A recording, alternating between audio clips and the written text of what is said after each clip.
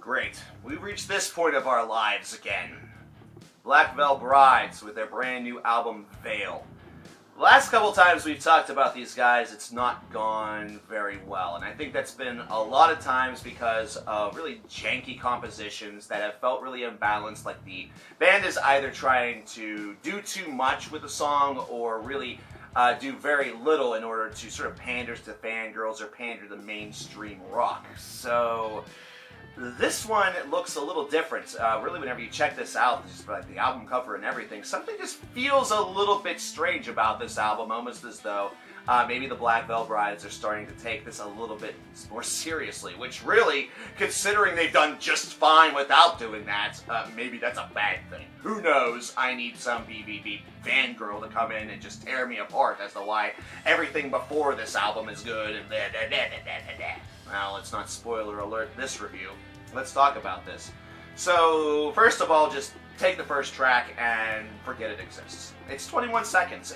There's no things like that really aren't necessary, and it's something that kind of does bother me a little bit. A lot of bands want to add these little introductions to their albums, sort of like an overture or something like that. Just put it as the starting ground to your first cut. Just do that, because it's essentially what it's serving the purpose as anyway. And believe me, there's a lot of metal bands that are very guilty of this. There's a lot of groups that are very guilty of this. I'm not singling out Black Veil Brides in this necessary case.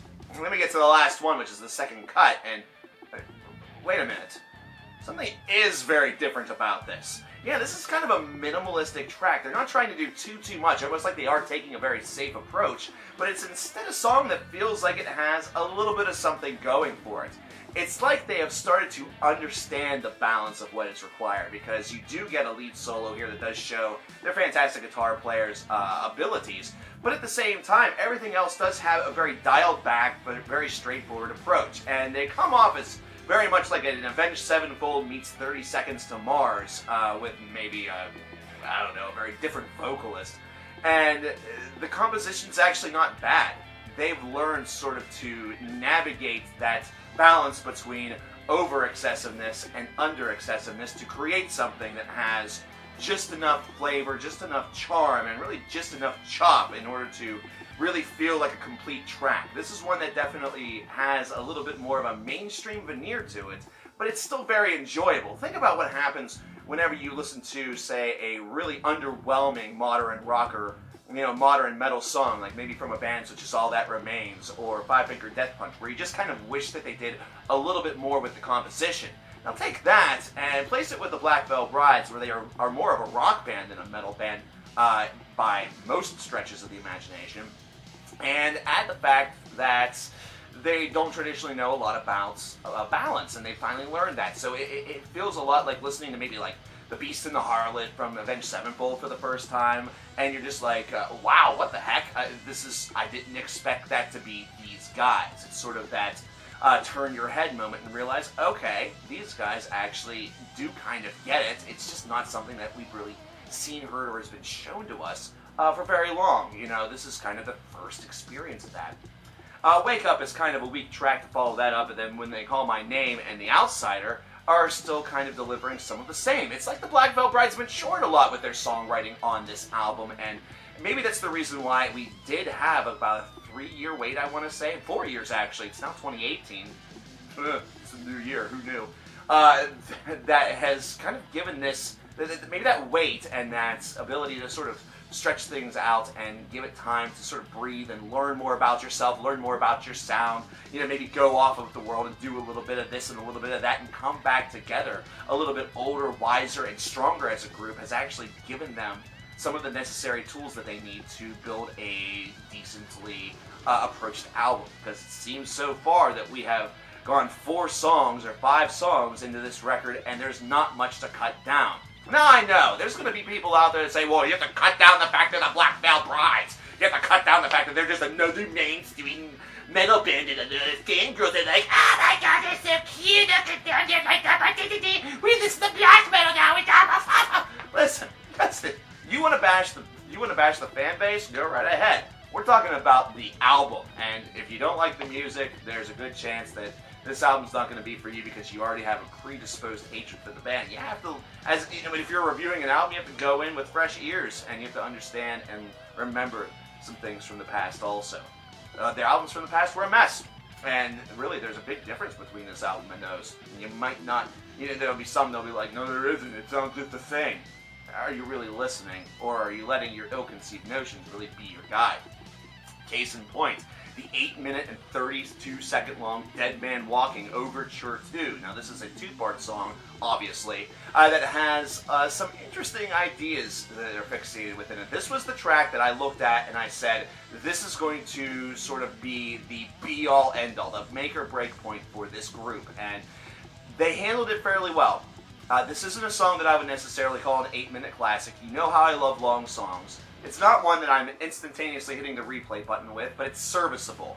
And I think right now serviceable is enough of a pass for me where I would say that's, okay, not bad. So far, so good. 6 tracks in, one half of this album done, and there's not much to complain about, aside from the fact that everything feels just serviceable. The songwriting just feels, average to slightly good. This is not an album that's necessarily knocking my socks off, but at the same time, I'm not sitting here yelling my ass off.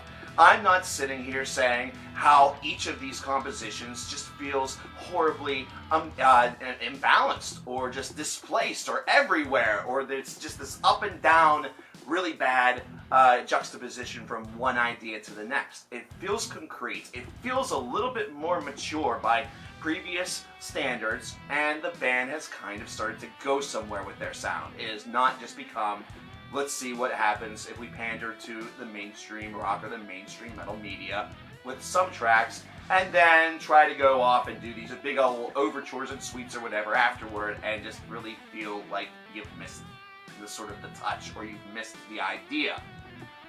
Now, here's the thing that I will say. The second half of this album is very similar to what we just talked about with No Cross, No Crown, or what we will be talking about. I don't know whenever these are going to be released, but I recorded them at the same time. The CFC album, the Approach No Conformity album, they're both too long.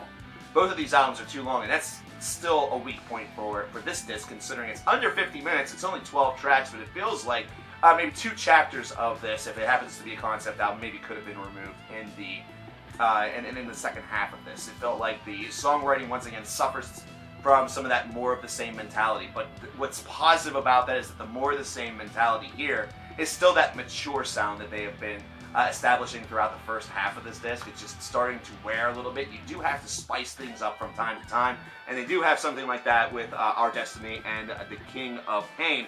However, whenever you get into Ballad of the Lonely Hearts or even My Vow, the whole thing starts to break apart a little bit. And you can honestly start skipping through aspects of the final couple of cuts, and you're not going to be missing much. And honestly, the very final cut, Vale, this is where it ends. You probably should have ended a little bit sooner. There's nothing memorable about this song.